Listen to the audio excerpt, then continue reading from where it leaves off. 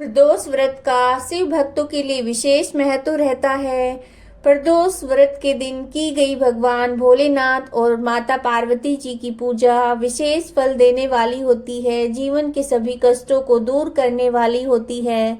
और प्रदोष व्रत हर महीने शुक्ल पक्ष और कृष्ण पक्ष की त्रयोदशी तिथि को मनाया जाता है। इस दिन भगवान भोलेनाथ के लिए व्रत रखा जाता है और प्रदोष काल में उनकी विशेष पूजा की जाती है, कथा सुनी जाती है, जिसका विशेष महत्व है। इस बार जो प्रदोष व्रत है वो 13 दिसंबर शुक्रवार को मनाया जाएगा। जो त्रयोदशी तिथि है इसका आरंभ 12 दिसंबर को रात्रि 10:26 से हो रहा है और त्रयोदशी तिथि की समाप्ति 13 दिसंबर को शाम 7:40 पर हो रही है। और जो प्रदोष काल का जो शुभ मुहूर्त होगा पूजा का वो 5:26 से 7:40 तक रहेगा। इस दौरान कथा अवश्य श्रवण करें। तो जो प्रदोष व्रत की जो कथा प्रचलित है वो इस प्रकार से है।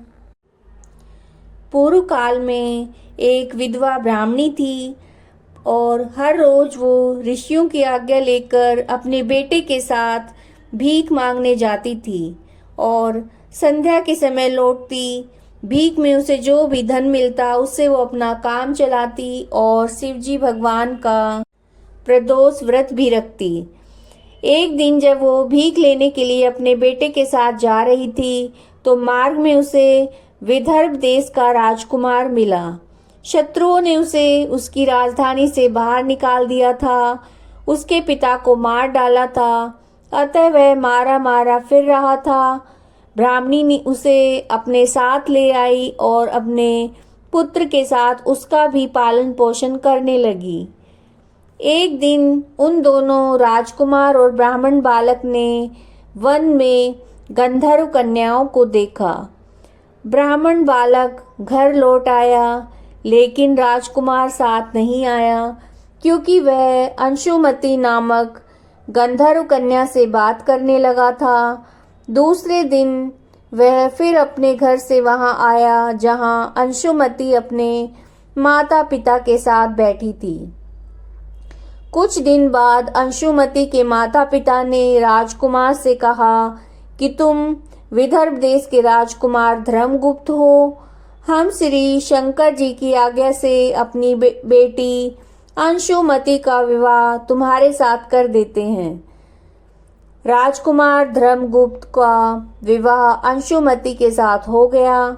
बाद में राजकुमार ने गंधर्व राज की सेना की सहायता से विदर्भ देश पर अधिकार कर लिया और ब्राह्मण के बेटे को अपना मंत्री बना लिया।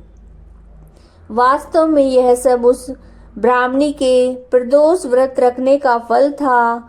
बस उसी समय से यह प्रदोष व्रत संसार में प्रतिष्ठित हुआ।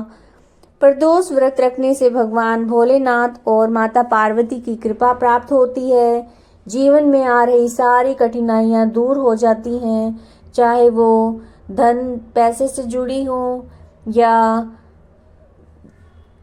विवाह से संबंधित परेशानियाँ हों, सारी परेशानियाँ दूर हो जाती हैं। भगवान भोलेनाथ और माता पार्वती की कृपा हम सब पर बनी रहे। हर हर महादेव।